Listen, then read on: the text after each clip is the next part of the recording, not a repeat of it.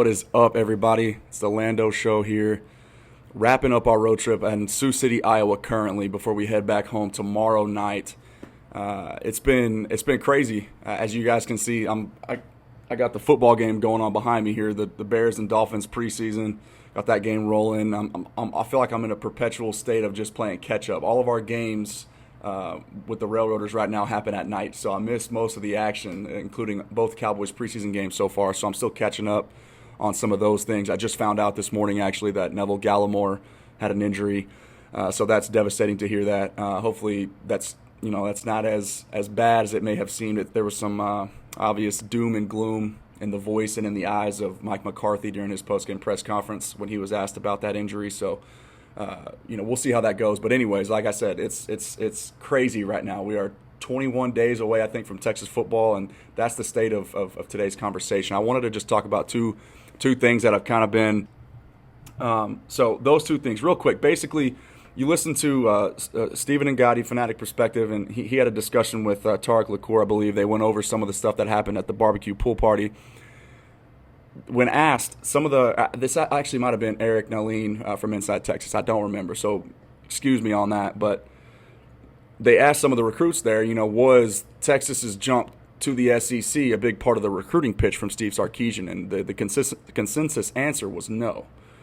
So that's just kind of what I wanted to relay that information to people, make sure they understand that. Like, Texas hasn't even begun their SEC sales pitch yet, because like Steve Sarkisian said, he reiterated in one of his media availability press conferences that he doesn't know when the jump is happening. I can sit here, I can confidently say that it's going to be 2022, and maybe that's a discussion for another video that I'll make, but Steve Sarkisian can't definitively say that, right? And he's obviously got countless other things to talk about and worry about, so he has to sell what he knows, and right now he doesn't officially know when that jump is happening. So all these players, right, they're still being recruited as, expecting to play in the Big 12 for this current class. So now I just want people to understand, like, the impact that the SEC obviously has just on the recruiting field itself is a massive one. And the most recent example of that is Texas A&M, obviously, right? They had a boost from Johnny Football whenever he made his, when he burst onto the scene in 2012, his freshman season, and helped carry A&M to an 11-2 record. But Texas A&M was perpetually a 25, from 2012 to present, since their jump to the SEC, they're routinely inside the top 15 in recruiting. And then, 2012 and prior, I think, they were consistently outside the top 25. 2011, their final year in the Big 12, before they made their SEC jump, I think they were somewhere like, per 247 Sports, they were like the 34th or 36th ranked recruiting class. Which is obviously, it's pretty significant when you consider just not 3 years later in 2013. I guess it would be 2 years later, right? Their second year in the SEC, they had a top 10 recruiting class. So yes, like I said, Johnny Football putting up wins, that stuff helps. But I don't think that it's a coincidence to see the success that they've had on the recruiting trail in the state of Texas ever since that. And so I just want to reiterate to Texas fans, don't panic, because this is just something that's part of the process. Again, winning ultimately cures everything. That's what we're going to have to do.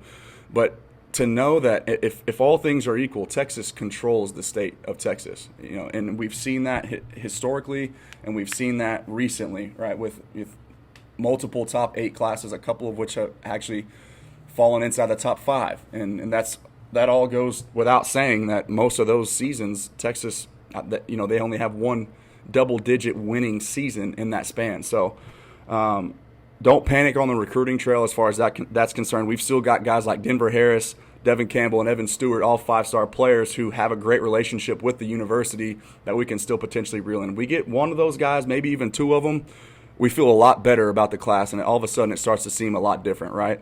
These recruits are having to balance so much information and all kinds of things, fan bases, coaches, players from current teams all across the country. All 3 of those are constantly pouring into them, saying, "Hey, come play for us. Hey, we want you. Hey, come help us be great. Come join the team. Come join the family." Everything we know to be true about recruiting prior to to the 2020 year for obvious reasons, guys, goes completely out the window. Campuses were closed. Official visits pretty much didn't happen. Guys were having to just drive all over the country on their own, making unofficial visits happen, trying to see the city, see the campus, see the town, whatever. FaceTiming with coaches instead of being there with them in person. All kinds of stuff that's just completely unique to college football as a whole, and then especially foreign to these players.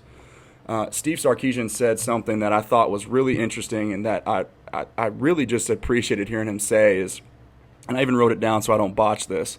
He said, "We see all the big muscles and all the athletic feats," and this is obviously paraphrasing too, just to be clear there. But we see all the big muscles, all the athletic feats, what these players do on the field. It keeps getting bigger, better, stronger, and faster.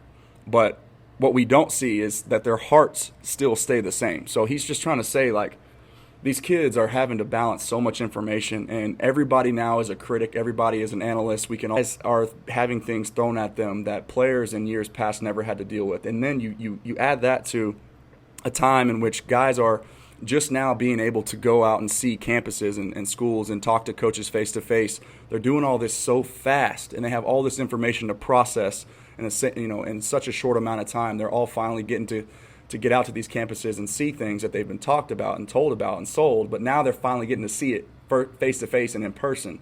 You can see why last minute decisions like Kelvin Banks getting swooped up by Oregon instead of, most people thought he was a lock to either Texas or Texas A&M, right? All of a sudden, here comes Oregon out of nowhere. That's why, guys. So there's so much stuff that they're having to balance from just being recruited. They're having their heartstrings are being tugged on from 1,000 different directions. So I just say be easy with these kids, be understanding, support them regardless of whether or not they choose your school, and just know that there's still a chance that anything can happen. Like I said, Denver Harris, Evan Stewart, Devin Campbell, all those guys are still out there. Devin Campbell would be one of the biggest wins for the University of Texas in a long time, as while they have had success in the recruiting trail with a few top 5 classes here and there, even amongst sometimes losing seasons, the one area in which they struggled and where you have to succeed in college football is in the trenches.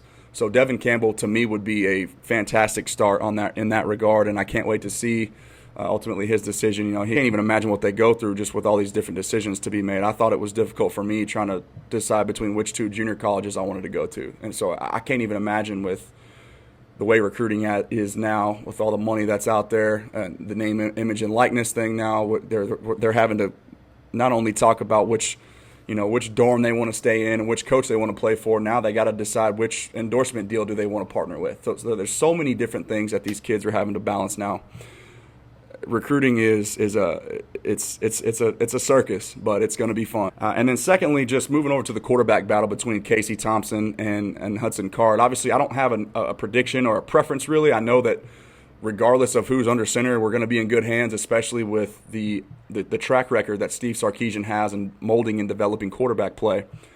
That's a laundry list right there as well. We can talk about that ad nauseum, but to me, like, you can kind of sense when I listened to the 2 quarterbacks, they had their media availability on the same day, and they were asked a lot of the same questions by some of the Texas media members. To me, the guy who put off the more confident charisma in his responses to some of those questions was Casey Thompson.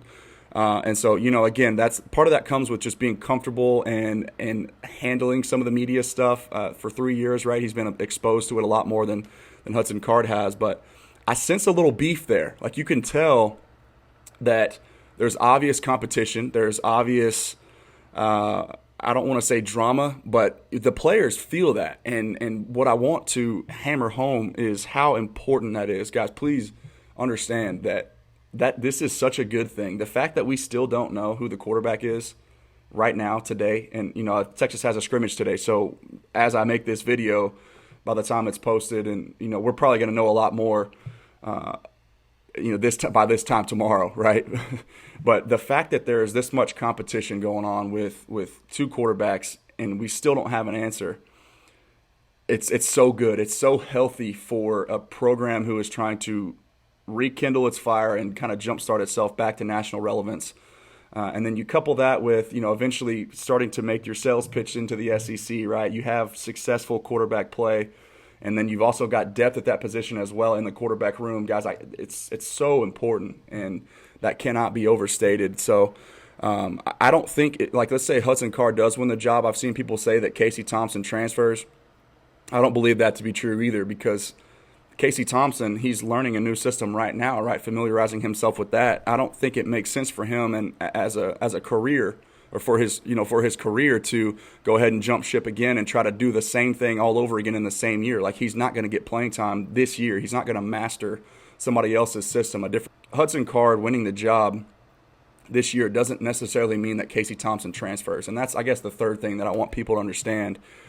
Is don't panic there. So ultimately, I don't have a preference. Like I said, Steve Sarkisian, he knows he's going to have all the information he needs as far as who is the right man for the job when we lace them up against Louisiana. So I hope some of that makes sense. Let me know what you think in the comments. Obviously, I'm making my push now to my first 1,000 subscribers. So if you guys are with me for the long run, I appreciate you hitting that subscribe button. Let me know, man. Thanks for watching, and I'll talk to you soon.